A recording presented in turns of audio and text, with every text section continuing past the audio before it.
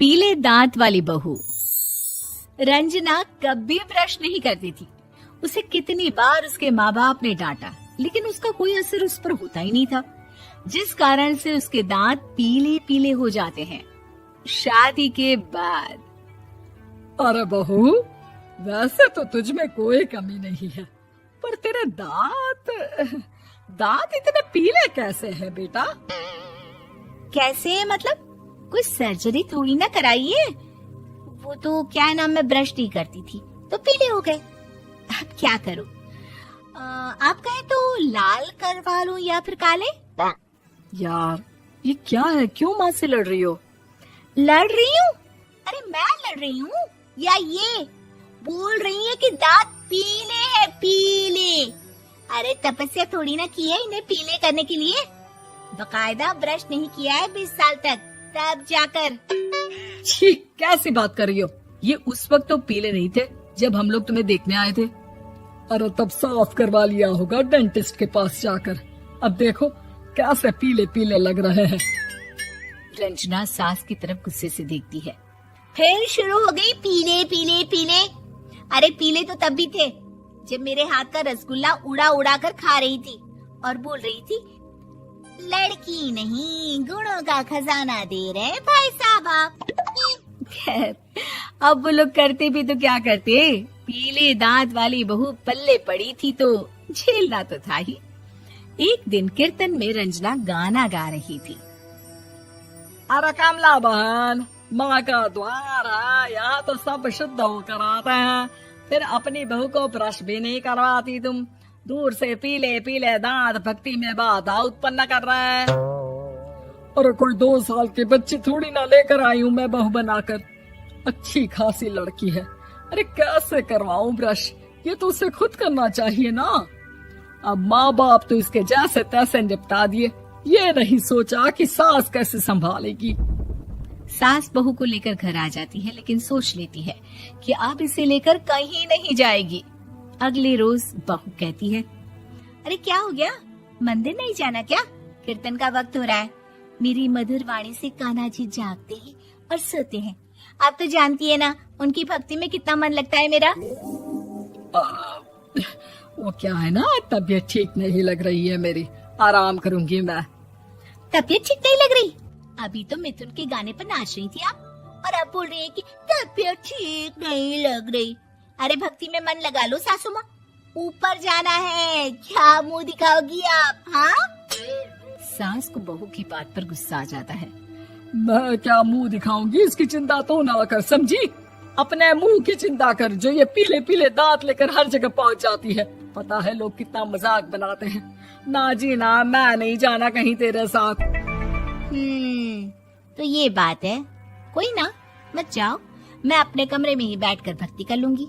ऊपर वाला दांत थोड़ी ना देखता है, मन देखता है, भावना देखता है।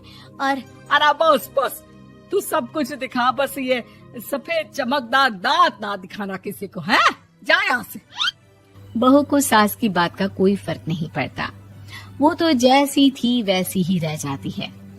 सुबह नहाकर किचन में खाना बनाना, फिर खाना खाना, कीर्तन भजन करना और सो जाना। एक दिन, माँ जी मैं सहेली के घर जा रही हूँ, शाम को लेट आऊंगी। हाँ हाँ तो जाना, मैंने कौन सा तेरी आरती करनी है घर पर बैठकर। रंजना सहेली के घर जाती है, जहाँ वो पार्टी में जाने की तैयारी कर रही होती है। अरे शिखा, कहाँ जाने की तैयारी कर रही है? मैं गलत वक्त पर आ गई क्या? अरे नहीं यार, उल्टा सही वक्त पर आ गया। मैंने ये साड़ी और ज्वेलरी निकाली है यार, शाम को इनके ऑफिस की एक पार्टी में जाना है। बताना कैसा लग रहा है ये सब? नहीं यार, इस ड्रेस के साथ तो वो वाली ज्वेलरी अच्छी लगेगी। हाँ हाँ सही बोल रही है, मैंने ध्यान ही नहीं दिया। वैसे तो हमेशा से मस्त फैशन सेंस रखती है। तो बड़ा जाती होगी ना पति के साथ पार्टी में। रंजना कुछ नहीं बोलती, बस सोचती है कि यार काश ये बात सही हो जाती, पर मैं क्यों नहीं जाती पार्टी में? क्या इन लोगों की कोई पार्टी होती नहीं होगी? रंजना घर आती है और रात में पति से सवाल करती है, एक बात बताइए, आप मुझे किसी पार्टी में क्यों नहीं ले जाते? क्या आपके यहाँ ऑफिस में पार्टी नहीं होती? पति बेचारा क्या कहता कि दांत पीले हैं तुम्हारे इसलिए। अरे कोई पार्टी होती नहीं हम लोगों के ऑफिस में, तो कहाँ से लेकर जाऊं? और मार्केट, मॉल, कहीं वीकेंड घूमना, कहीं तो। अरे यार, सारे हफ्ते में एक छुट्टी मिलती है, तो सोचता हूँ कि आराम ही कर लूं। क्यों? रंजना मन मार के रह जाती है। पहले कभी सास के साथ मंदिर जाया करती थी, लेकिन वो भी सास ने ले जाना बंद कर दिया। घर बैठी बैठी रंजना बोर हो जाती है। तभी उसे आइडिया आता है और वो मायके जाने का सोचती है। सासू माँ, 2 दिनों के लिए मम्मी के घर जा रही हूँ। अच्छा अच्छा, ठीक है, आराम से जा। और हाँ, माँ से कुछ अच्छी आदत सीख कर आना कि कैसे शरीर के हर भाग की तरह दांतों की सफाई भी जरूरी होती है, समझी? शुरू हो गई ना आप। वो लोग आपकी तरह नहीं है कि छोटी छोटी बात का बतंगड़ बना दे। उन लोगों के लिए मैं मायने रखती हूँ, ना कि मेरे पीले पीले दांत। रंजना माँ को बिना बताए उन लोगों को सरप्राइज देती है, लेकिन जैसे ही वो दरवाजे पर पहुँचती है, अंदर देखती है कि घर वाले कहीं जा रहे होते हैं। अब माँ, काश रंजना दीदी के दांतों वाली प्रॉब्लम नहीं होती, तो वो भी हम लोगों के साथ चलती ना बुआ जी की बेटी की शादी में। हाँ बेटा, लेकिन अब उसे कौन समझाए कि उसको उसके पीले दांत नहीं दिखते, लेकिन उसके आसपास के लोगों को कितना एम्बैरेसिंग फील कराते हैं। मुझे तो कितनी बार उसके स्कूल की टीचर ने शिकायत की कि उसके साथ कोई लड़की बैठना भी नहीं चाहती, और ना ही कॉलेज में कोई उससे बात करना चाहता था। लेकिन पता नहीं क्यों उसे ये बात समझ में ही नहीं आती। कोई कमी नहीं है उस लड़की में, बस यही कि दांत पीले हैं। वो तो भला हो जीजा जी और उनकी माँ का, जो दीदी को जैसी है वैसे ही रखा हुआ है। रंजना को अपने घर वालों की बात सुनकर बहुत दुख होता है।